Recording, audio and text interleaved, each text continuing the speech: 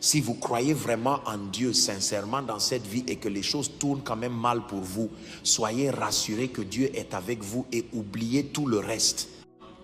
Et même si la situation va au-delà de votre vie, c'est-à-dire que cela vous conduire à la mort, le système de justice de Dieu insistera pour que vous receviez une récompense dans les cieux pour avoir fait confiance à Dieu même au-delà des tempêtes. Oui, messieurs. On parle de la victoire, n'est-ce pas? Mais voici un autre langage de la victoire qui est étranger à ce que beaucoup de chrétiens croient ici. Et vous savez pourquoi? C'est parce que notre conception de la victoire, c'est de tenir jusqu'à ce que la tempête se calme.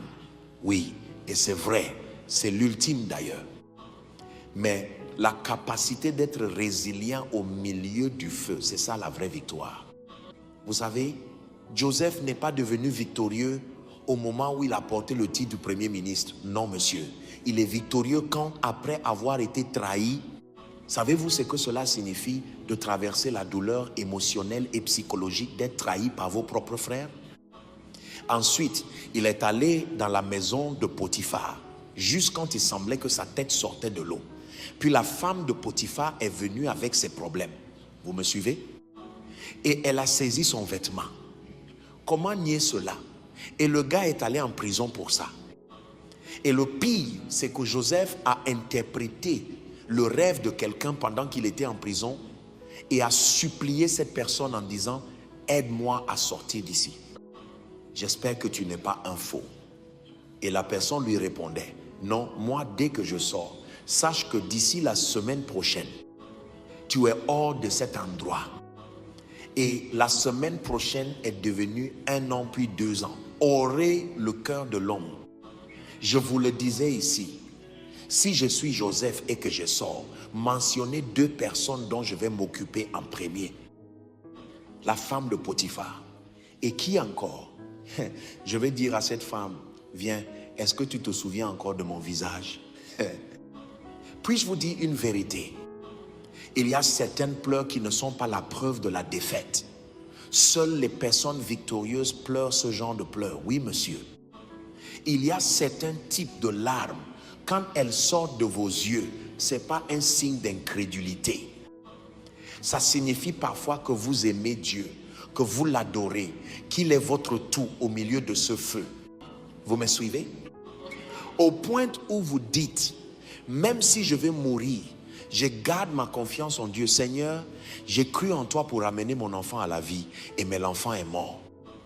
Malgré cela, Seigneur, je te considère toujours fidèle à ta parole. J'ai en toi, Dieu, pour que mon business retrouve son élan et que j'obtienne ce contrat. J'ai même rêvé de ça. J'ai rêvé que j'obtenais le contrat, mais maintenant ils disent que le contrat est annulé. Mais je garde confiance en toi, Seigneur. Chantons cette chanson.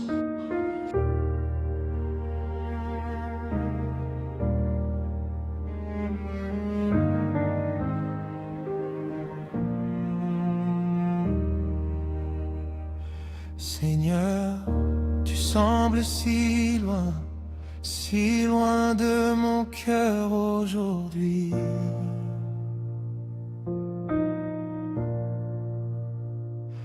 Comme un écho dans la nuit qui ne me répond plus vraiment.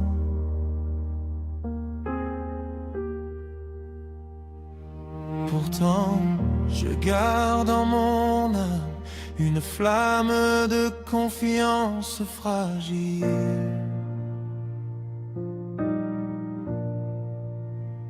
Mais je dois t'avouer maintenant que prier me devient difficile. Permettez-moi de fredonner cette chanson pour vous pendant quelques minutes. Et je ne sais plus quoi dire. Et je ne sais plus par où commencer. Alors je viens tel que je suis. Que ta grâce vienne me relever. Je chanterai, je louerai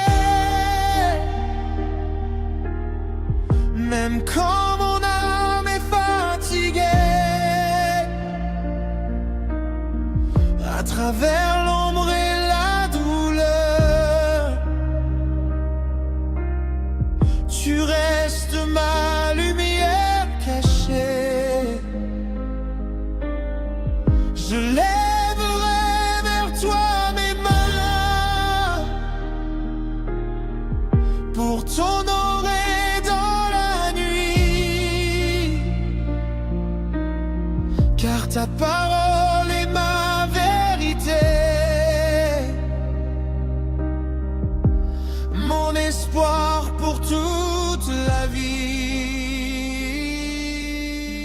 Vous saluez votre femme à l'aéroport et vous lui dites au revoir, puis 15 minutes plus tard, parce qu'elle est montée dans un avion en route pour Londres, on vous annonce que l'avion a fait un crash et qu'elle est morte.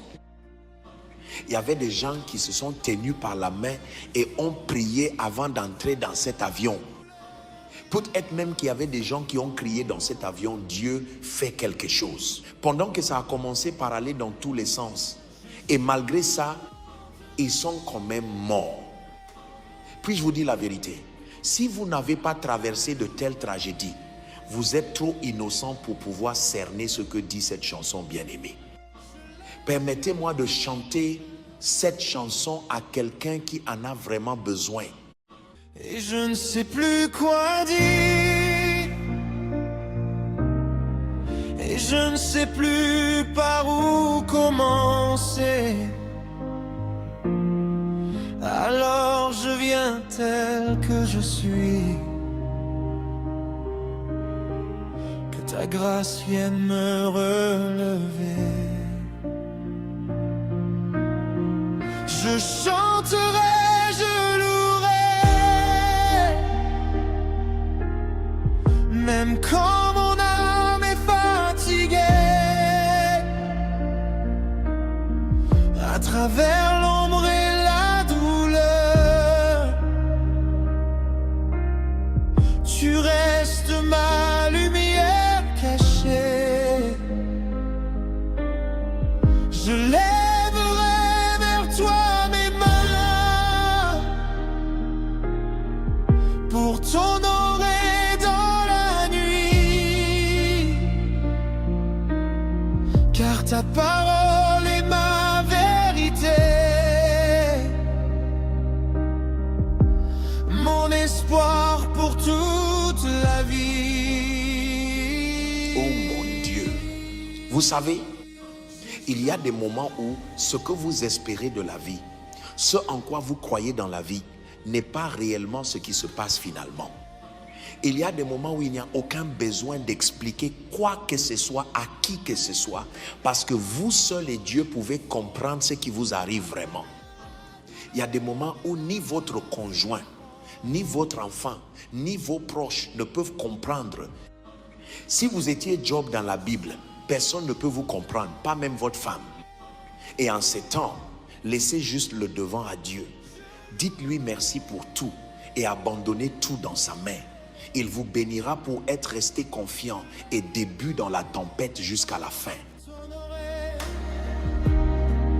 Car ta parole est vraie,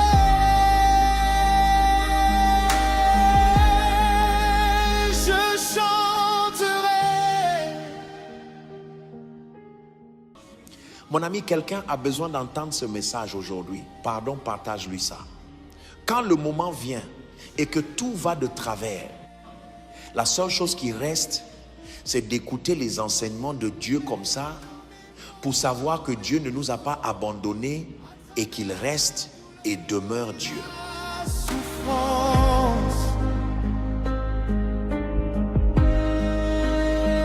Je chanterai,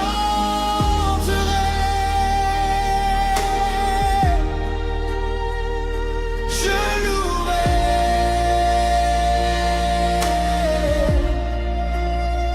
je lèverai mes mains pour t'honorer, car ta parole est vraie.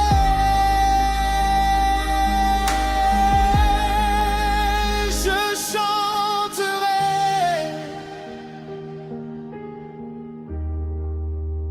Ne laissez pas le diable vous faire croire le contraire. Soyez bénis, shalom.